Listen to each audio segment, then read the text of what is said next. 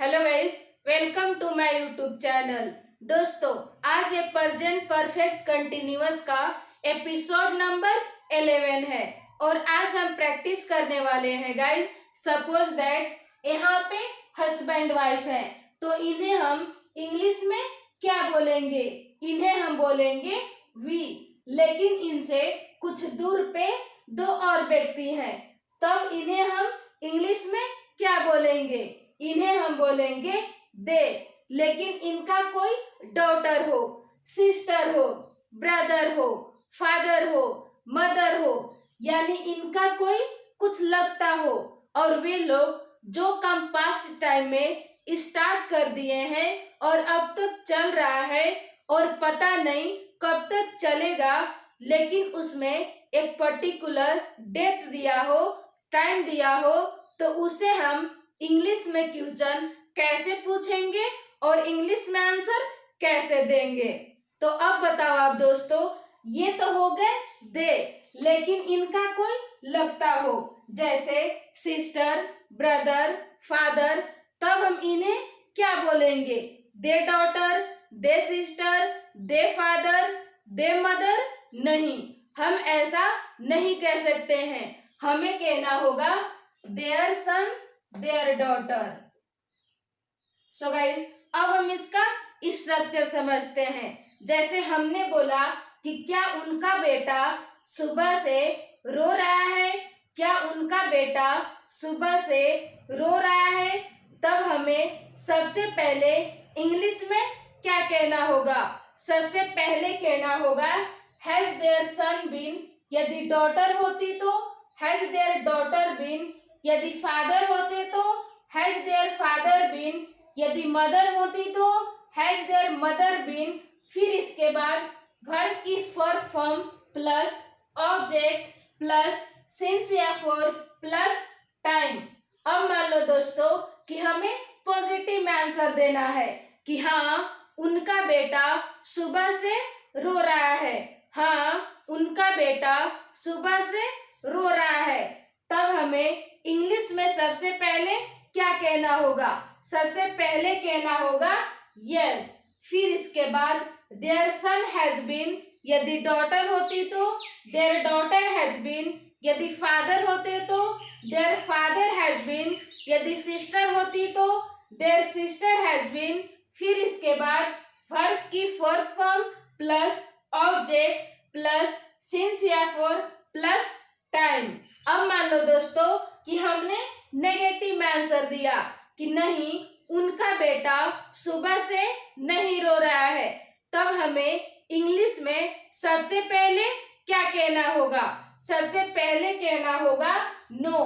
फिर इसके बाद their son has not been, यदि फादर होते तो their father has not been, यदि मदर होती तो their mother has not been, यदि सिस्टर होती तो their sister has not been.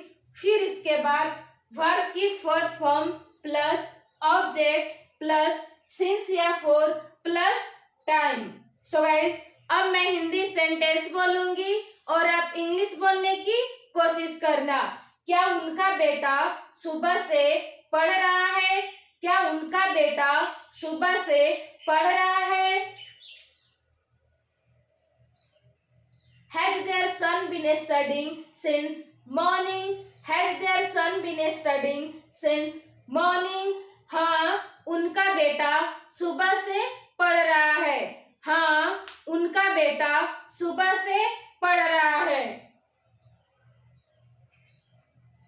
Yes, their son has been studying since morning. Yes, their son has been studying since morning.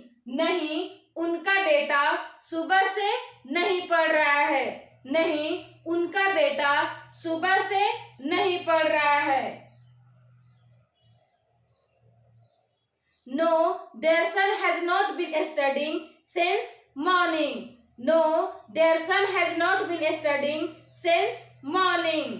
क्या उनकी daughter 2 घंटों से रो रही है? क्या उनकी डॉटर 2 घंटों से रो रही है? Has their daughter been crying for 2 hours? Has their daughter been crying for 2 hours? हाँ, उनकी डॉटर 2 घंटों से रो रही है।